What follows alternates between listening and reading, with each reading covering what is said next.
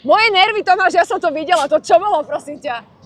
No čo ti poviem, to bolo jedna z najkrajších vecí, čo som kedy v živote zažil. Ty sa ešte teraz trasieš. Hej, no. Nie, Ale áno, trasím. Aké to bolo? Bolo to skvelé, to je normálne, to je sen proste každého malého chlapca, aj dospelého chlapa. Úžasné, to keď ideš, plný kotel, pozrieš sa, stíhačka okolo, normálne som sa prekrvil v lone, by som povedala. Ale to není iba o tom, ale ty si mi hovoril, že ty si išiel a zrazu vedľa teba začalo niečo vybuchovať. Vedľa mňa začali vybuchovať také svetlice farebné. Ja som myslel, že sa rozplačím od šťastia, len som nemohol venovať len tomu pozornosť, lebo tak som išiel plný kotel na aute. No to bolo úžasné. A Fakt. ty si bol na tejto krásnej jariske, ktorá je tu za nami, ešte je teplúčka. Ešte je teplúčka, Povedz určite. nám možno, že akú maximálnu rýchlosť si dosiahol.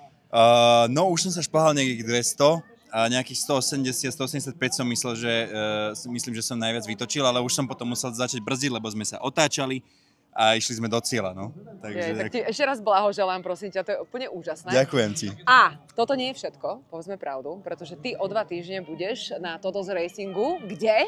Huty. Tak, ako sa pripravuješ?